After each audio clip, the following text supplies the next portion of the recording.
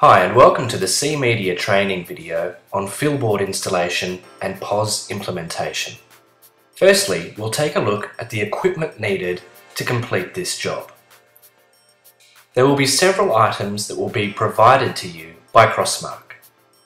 The first of these is 2 collapsible safety cones. The cones come in these white boxes and they can be extended by pulling them up from the middle, and they collapse again for ease of transportation by pushing the cone down to the base. We'll also send you a high Vis Vest that must be worn at all times while working on the petrol forecourt. You will also be supplied with a dummy nozzle. This is to replace the nozzle that you will be installing the Fillboard on. You'll also receive the Fillboards themselves. There is one of these for each pump at the petrol station, and this is what a Fillboard looks like. You'll also be supplied with a plastic lid for every Fillboard you have. This plastic lid goes on top of the Fillboard and houses the point of sale. For this installation, there will be 2 types of generic POS that should be alternated between nozzles.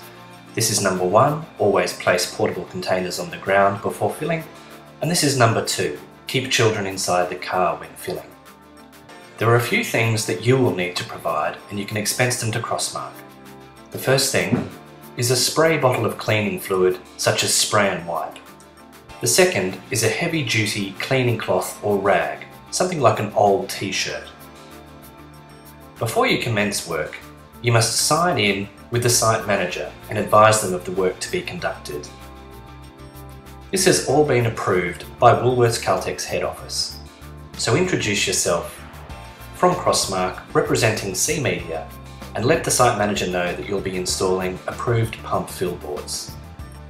You will need to report the first and last names of the site manager you speak to on your form, so make sure that you note these down. In the unlikely event that any managers refuse, call field support immediately for assistance. Your high Vis Vest must be worn at all times while on site for your safety. When starting, place the safety cones on either side of the bowser you are about to work on. This will stop the traffic flow around the bowser. Then you need to take the first pump you are working on from the cradle and replace it quickly with the dummy nozzle. This will stop the alarm ringing inside at the service desk. Once you have inserted the dummy nozzle, you need to remove the splash guard from the nozzle. Spray a liberal amount of cleaning fluid onto the nozzle and use a twisting motion to remove the splash guard. Then you need to install the Fillboard on the nozzle. Once again, spray quite a lot of cleaning fluid as this will help. It is a tight fit and you do need to use a bit of strength, but with the twisting motion and enough cleaning fluid as lubrication, you'll get the Fillboard onto the nozzle. It's then very important that you replace the splash guard and wipe the nozzle clean. Once again, make sure that the Fillboard does fit snugly over the rubber insulator of the nozzle. So this is a correctly installed Fillboard. You can see it does fit very snugly over the insulator on the nozzle. Then you need to attach the plastic lid to the Fillboard. This is very easy. There's a small flap at the top of the Fillboard and a hole that you can insert the top of the plastic lid into like this.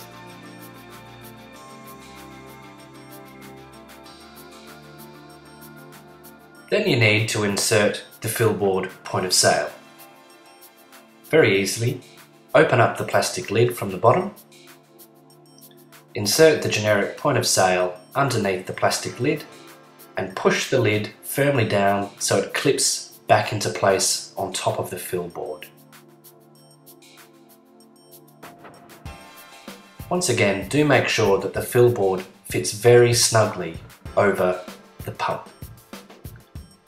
For this installation, you need to alternate between the 2 different types of point of sale on each nozzle.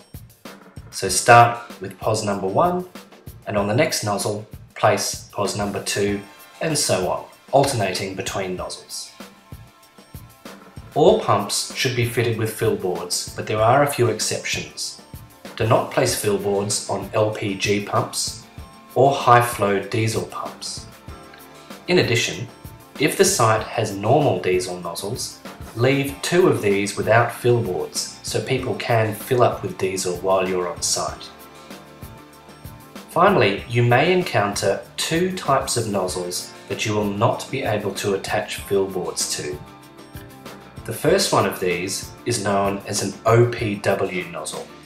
These are an older style nozzle and won't allow the Fillboards to be attached. Here's a picture of one. You'll notice it has OPW written on the rubber insulator in front of the trigger. The other type of nozzle you won't be able to install on straight away is known as a ZVA Slimline Nozzle. This is opposed to the regular ZVAs. They're a new type of nozzle. Don't install on these, but do report the number of these on each site, as we can modify the Fillboards to attach later. So just to clarify, we can install on regular ZVA nozzles, but not on the Slimline version. The regular ZVAs can be identified because their spout is the same width along the whole length. Slimline nozzles should have the word Slimline written underneath ZVA on the insulator, and also the bottom half of the spout is skinnier than the top half, as you can see in this diagram. So this is a Slimline nozzle that we won't be able to attach to straight away. Make sure you do report the numbers, as we'll provide modified Fillboards at a later date to install. If you are unsure of how to identify these types of nozzles, check with the site personnel.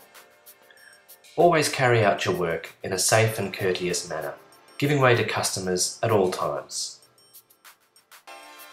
Your work area must be left clean and safe on completion of tasks. Make sure you sign out with the site manager when you have finished. Refer to the documentation available on the SeeMedia Storetrack site for more information.